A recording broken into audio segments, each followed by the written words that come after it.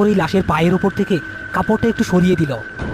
সে দেখলো মেয়েটির বাম পায়ে একটা রূপার নুপুর আছে, কিন্তু ডান পা খালি, আর ডান পায়ের গোড়ালিতে একটা কালচে দাগ, যেন কেউ খুব জোরে চেপে ধরেছিল।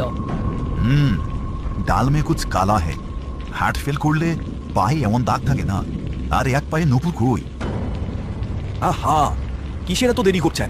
বাঁশ দিন, দ্রুত মাটি চাপা দিন।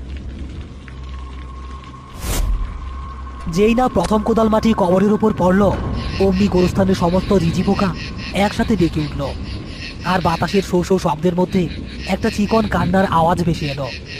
আমাকে ছেড়ে যেও না রাশেদ, আমি অন্ধকারে অনেক ভয় পাই। যেও না, আমাকে ছেড়ে যেও না। উস্তাদ শুনছেন? কবরের ভিতর থেকে আওয়াজ আইলো, মাইয়াটা বাইসা আছে উস্তাদ। মিথ্যে কথা, মরা মানুষ কথা বলে না। এই বেটা, মাটি চাপা দে, নইলে আমি তোকে এখানে জ্যান্ত পুঁতে ফেলবো।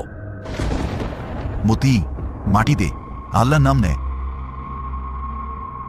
কোনো মতে মাটি চাপা দেওয়ার কাজ শেষ হলো। রাশেদ এক মুহূর্ত দাঁড়ালো না, গাড়িতে উঠে ঝড়ের বেগে চলে গেল। গোরস্থানে আবার নেমে এলো নিস্তব্ধতা, শুধু বৃষ্টির শব্দ আর মতির ঘন ঘন নিঃশ্বাসের আওয়াজ। চল মতি, আজাইটা বইসা থেকে লাভ নাই, এটিকেনটা নিয়ে চল। উস্তাদ, আমরা কি পাপ করলাম? মাইয়াটা যদি জ্যান্ত থাকে? জ্যান্ত না রে পাগলা, জ্যান্ত থাকলে কমরে নামানোর সময় নড়াচড়া করতো, কিন্তু ঘটনাটা স্বাভাবিক না। ওই লোকটা কিছু একটা লুকাইতেছে।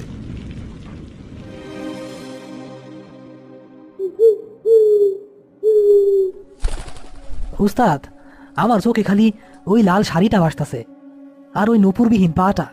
হ, আমারও খটকা লাগছে ওই এক পায়ে নুপুর দেখা। ছোটবেলায় শুনছিলাম অপঘাতে মরা মাইয়া মানছের শখের জিনিস যদি হারাইয়া যায়, তাইলে তার আত্মা শান্তি পায় না।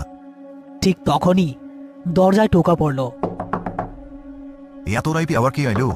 মতি, দরজাটা খুলতো। কে কে ওখানে? বাইরে থেকে কোনো উত্তর এলো না।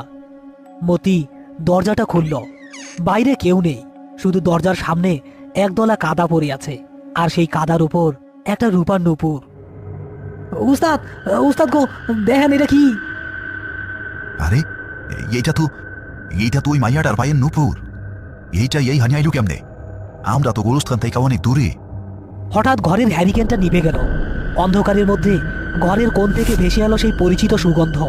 বিয়ে বাড়িতে কোণে সাজলে যে আতরের গন্ধ পাওয়া যায়, ঠিক তার গন্ধ, আর তার সাথে পচা লাশের গন্ধ।